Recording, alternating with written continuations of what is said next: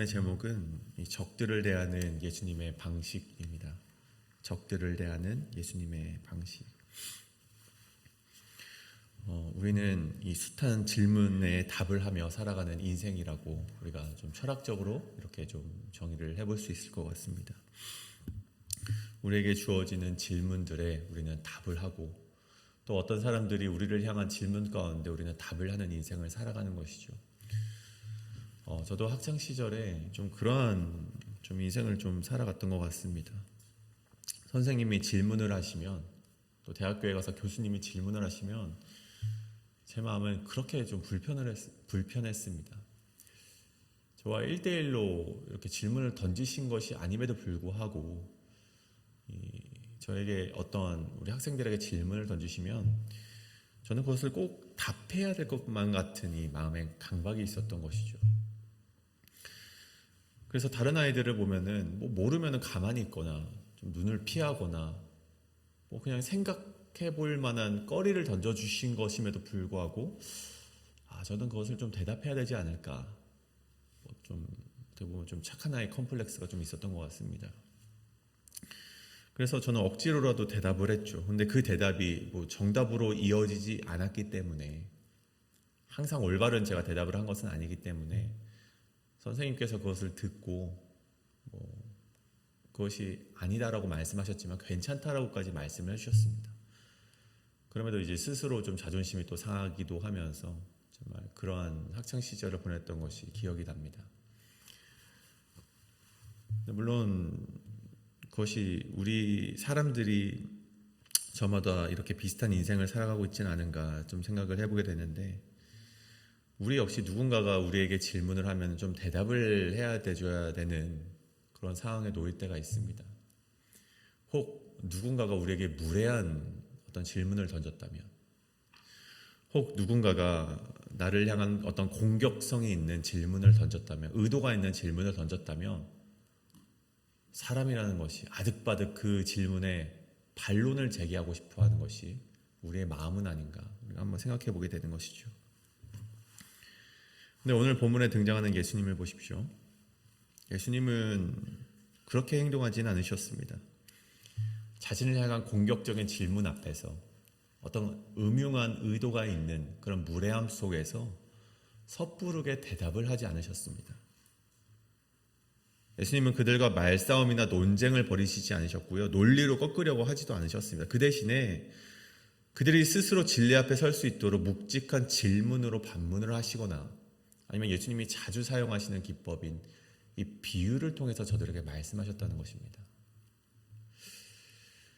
저는 오늘 말씀을 통해서 우리도 적들의 그런 무례한 질문 앞에, 그런 공격 앞에 예수님의 이러한 자세로 나아가는 지혜가 여러분에게도 함께 하시길 간절히 소원합니다.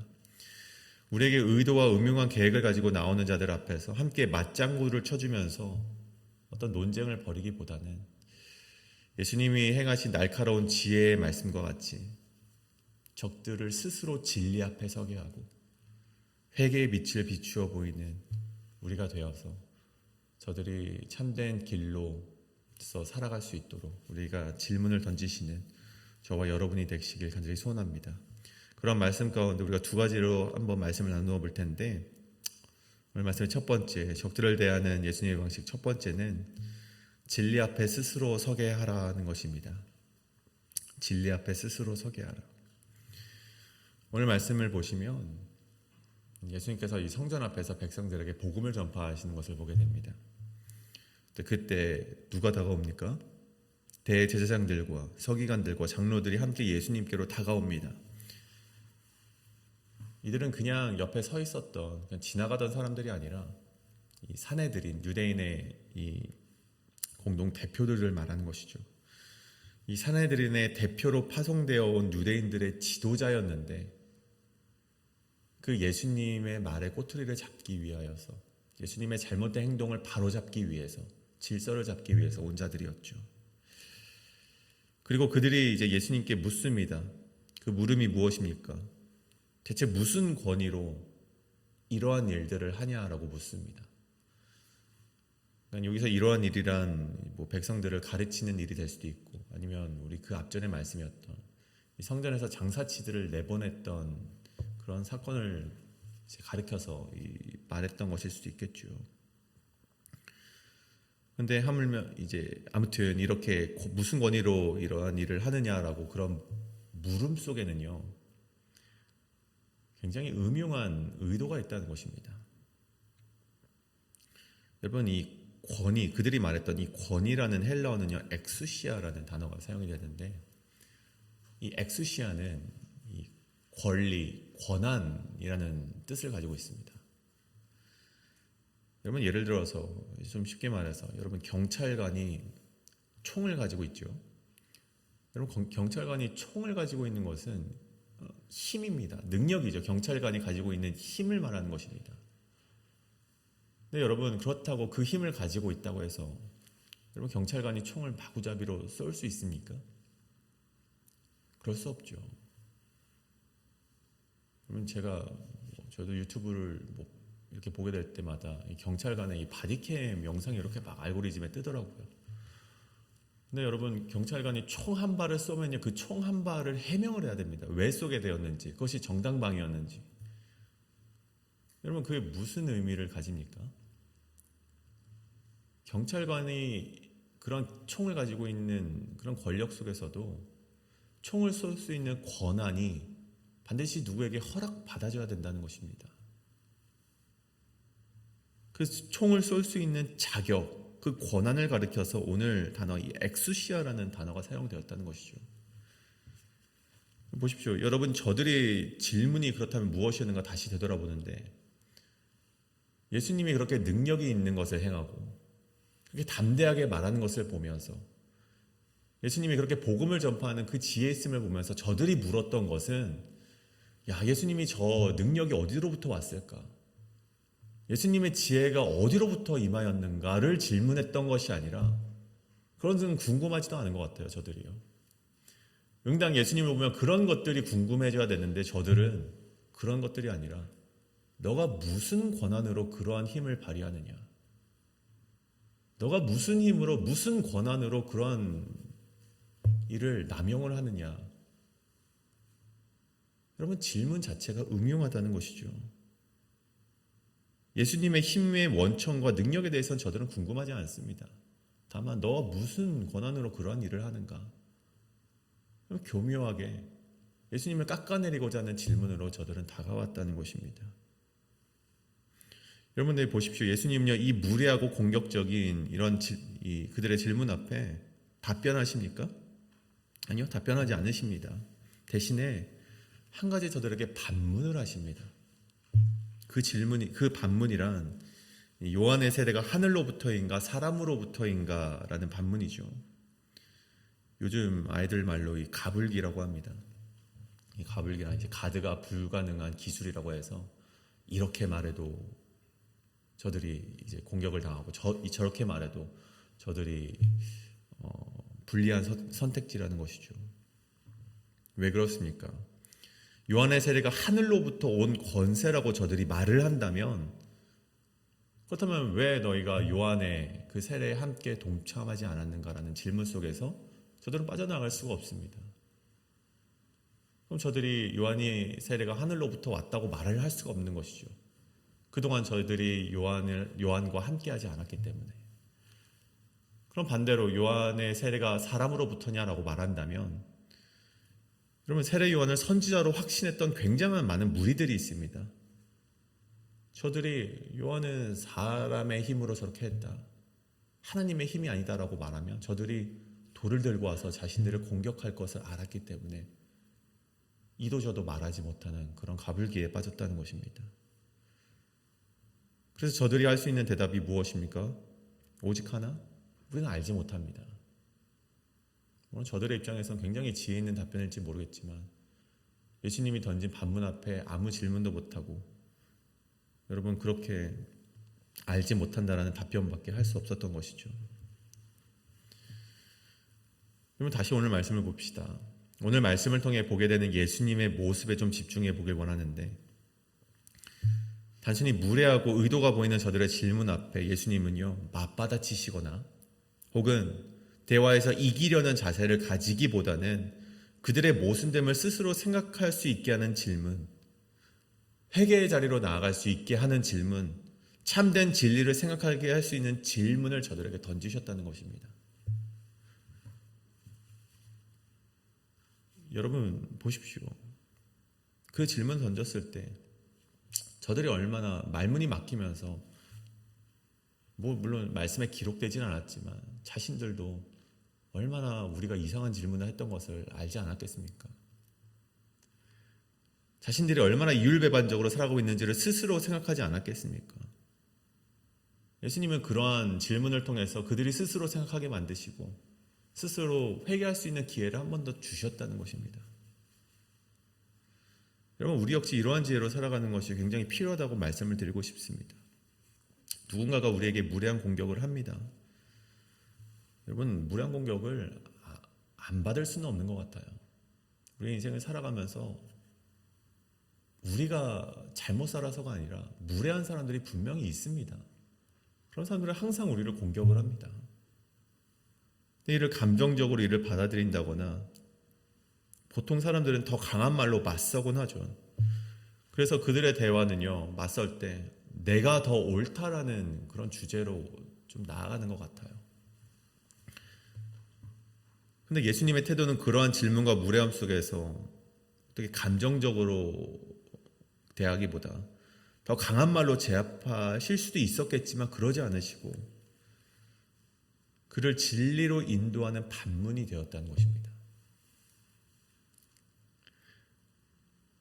여러분, 그렇다면 제가 이 말씀을 통해서 그건 예수님이기 때문에 가능하다라는 좀 생각을 해보게 되었는데 여러분도 그런 생각을 하시지 않을까 한번 생각해 보았습니다. 이러한 반문, 정말 예수님이 하셨던 요한의 세례가 하늘로부터냐 사람으로부터냐라는 정말 지혜 있는 반문은 예수님이기 때문에 하셨죠 라고 말한다면 여러분, 그도 아니라는 것입니다. 이러한 반문은요, 우리들도 충분히 할 수 있다는 것입니다. 이런 지혜 있는 반문은요, 여러분도 할 수 있다는 것이죠. 다만 우리 역시 올바른 진리에 기대어 서 있을 때만 가능하다는 것입니다. 다시 말해 우리 인생 가운데 말씀이라는 다림줄을 항상 우리의 삶의 곁에 두고서 살아간다면 별것 아닌 것 같은 대답도 저들에게는 자신의 죄악의 삶을 비추는 빛으로 비추게 된다는 것입니다. 제가 예전 교회에서 담임 목사님과 신방을 이제 많이 다녔는데 신방을 다니고 나서 꼭 해야 되는 것이 이제 홈페이지에 신방을 다녀온 사진들을 막 올렸습니다. 목사님께서 이제 올리라고 하셨기 때문에 다녀오는 신방마다 다 올렸죠, 사진을요. 그래서 이제 성도님들은 그것을 보고 담임 목사님이 누구를 만나고 왔구나, 누구를 신방하셨구나라는 것을 좀 알았던 것 같아요. 근데 그 일장일단이 있죠, 그런 것들이.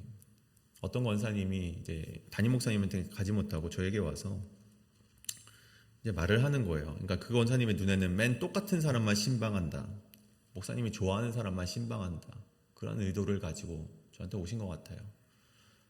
그래서 저에게도 그런 말을 하셨죠. 왜 똑같은 사람만 신방하냐, 왜 저쪽 사이드에 있는 사람들에게만 신방하냐라고 이야기를 하시더라고요. 근데 알고 보면요, 여러분, 그렇지 않습니다. 우리 한 교회 담임 목사님으로 세워지신 분들이 그렇게 편파적으로 목회를 하십니까? 여러분, 이 땅에 어느 목사님들도 그렇게 목회를 하지 않습니다.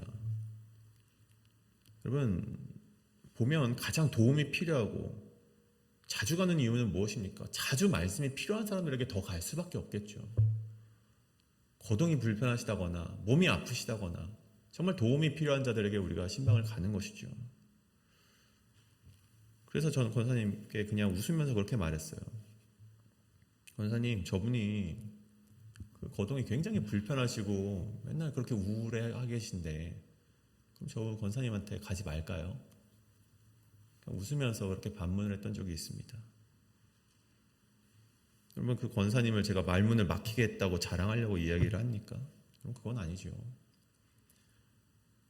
여러분,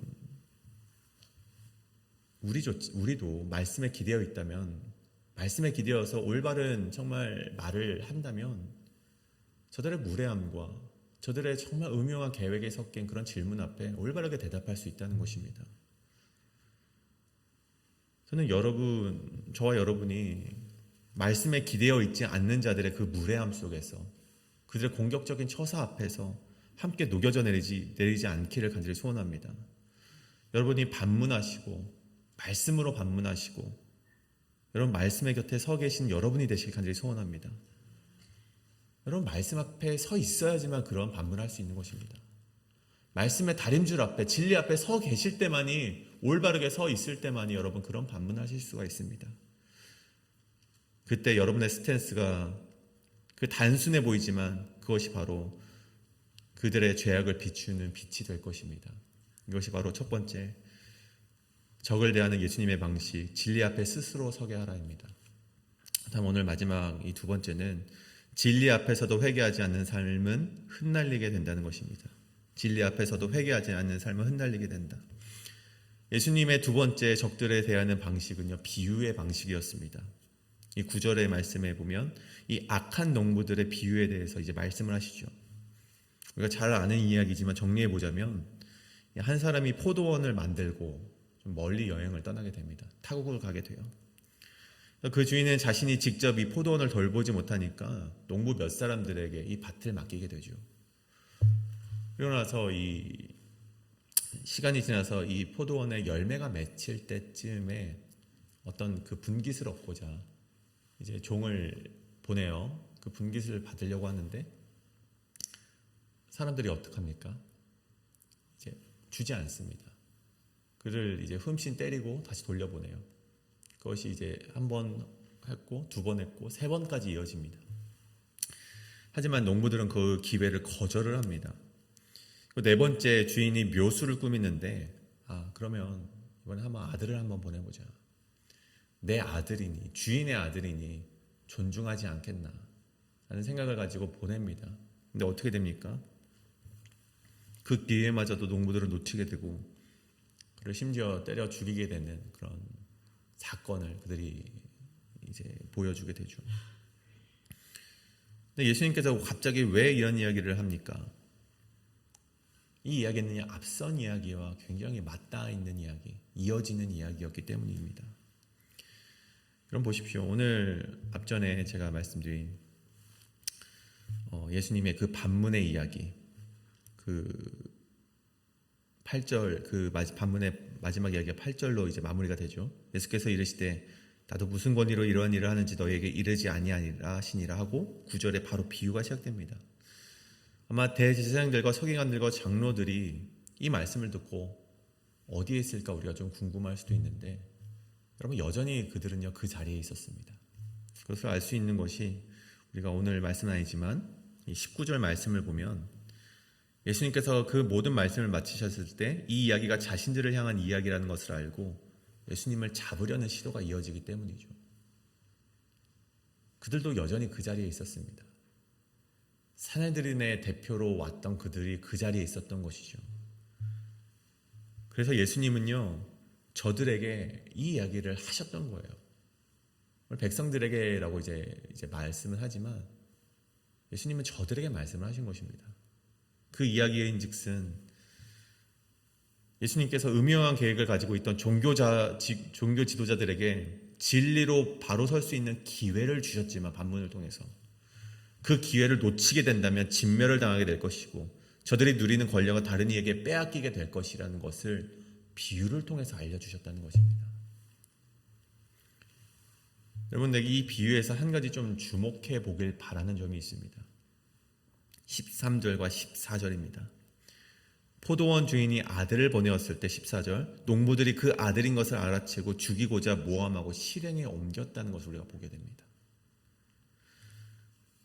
여러분 이 말씀을 통해서 우리가 알 수 있는 것 아마도 예수님께서는 이 비유를 통해 저들이 저 종교 지도자들이라고 불리는 대제사장들과 서기관들과 장로들이 이미 예수가 하나님의 아들임을 알고 있었다는 것을 기정사실화하신 것은 아닐까 우리가 생각해 볼 수 있다는 것입니다. 저들이 알고 있음에도 불구하고 거절했다는 것을 비유로 말씀하신 것이죠. 저 종교 지도자들은 예수님께서 하나님의 아들이라는 숱한 증거와 표적을 보고 이미 깨달았는데 자신들의 권력을 유지하기 위해서, 만들어 놓은 질서를 무너뜨리지 않기 위해서 예수님을 거절하는 인생으로 우리가 볼 수 있다는 것이죠.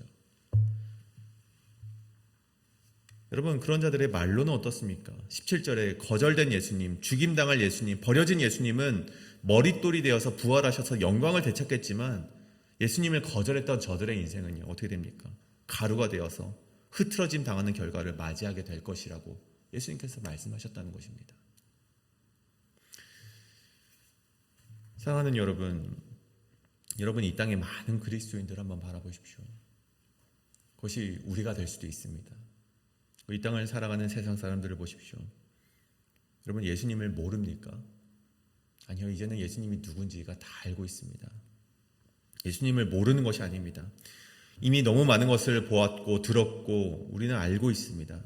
하지만 우리의 인생 가운데, 우리의 삶 가운데 예수님을 거절해야만 살아갈 수 있는 삶의 구조 속에서 그분을 모른 척한다거나 외면은 하고 있지 않은가, 우리의 삶을 되돌아보자는 것입니다. 우리가 붙잡고 있는 자존심, 내가 만든 안전한 신앙의 구조, 수박 겉핥기식으로 하는 신앙의 행위들, 혹은 내 방식대로 살고 싶은 마음 때문에 예수님을 받아들이는 순간 내 안의 모든 질서가 흔들릴까봐 알고도 거절하는 인생이 우리의 인생은 아닐까, 한번 되돌아보자는 것입니다. 여러분, 예수님은 그런 자들에게 비유로 말씀하셨고, 그 비유 가운데는 여러분 아주 중요한 가시가 담겨 있었다는 것입니다. 근데 여러분, 그 가시를 여러분 적들이 알아차립니까? 못 알아차립니까? 19절에 보면 저들이 자신들을 향한 말이라는 것을 깨닫습니다. 여러분, 진리란 그렇습니다. 여러분, 진리가 주어질 때요, 죄악된 것은요, 여러분 이 걸리기 마련입니다. 여러분, 제가 집 청소를 많이 하는 것은 아니지만 할 때는 합니다. 저는 나름 깨끗하게 한다고 생각하는데, 여러분 한 오후 2시쯤 되면은 저희 집에 빛이 이 태양빛이 탁 이렇게 비추는데, 여러분 그 빛이 비출 때 그렇게 집이 더러워 보일 수가 없습니다. 저는 열심히 닦는다고 닦았지만 빛이 비출 때는요, 먼지 한 톨도 보이기 마련입니다. 여러분, 진리 앞에서는요, 여러분 우리의 죄악이 낱낱이 드러난다는 것입니다. 예수님이 적들을 대하는 두 번째 방식이었던 비유의 말씀을 통해서도 여러분 그 비유였지만 그 비유라는 빛이 저들의 죄악됨을 낱낱이 비추었고 적들 역시 그것을 깨닫게 되었다는 것입니다. 여러분, 저는 이 예수님의 이 지혜 있는 말씀, 지혜 있는 그 반문과 지혜 있는 비유의 말씀이 정말 우리의 인생 가운데에서도 적들을 대할 때 우리의 방식이 되길 간절히 소원합니다. 여러분, 이 사순절 우리가 적들과 이렇게 논쟁하며 살아가는 것, 여러분 그럴 수밖에 없죠. 적들이 너무나도 완악합니다. 저들에게 논쟁을 통해서 적들을 가르치는 것도 여러분 중요하지만, 이 사순절 가운데 우리가 예수님이 행하셨던 방식, 저들과 이 논쟁에서 승리하는 방식보다는 저들을 진리 앞에 서게 하는 방식, 저들의 죄악을 낱낱이 보여주는 방식, 예수님이 하셨던 그 말씀에 기대어서 지혜로 보여주었던 그 방식으로 적들을 대하시는 여러분이 되시길 간절히 소원합니다. 여러분, 이 시간 함께 기도하실 텐데, 우리가 예수님의 방법에 따라서 이 사순절을 우리 보낼 수 있도록 인도하여 주시옵소서. 우리가 단순히 우리를 공격해오고 무례하고 우리를 정말 넘어뜨리려 하는 저 세력 속에서 우리가 단순히 논쟁으로 이기는 것이 목표가 아니라 저들을 진리 앞에 서게 하고 저들을 하나님 앞에, 정말 하나님의 그 말씀 앞에 서게 하는 우리가 될 수 있도록 인도하여 달라고, 우리의 말을 주관하여 달라고 이 시간 함께 기도하며 나가시겠습니다. 기도합니다.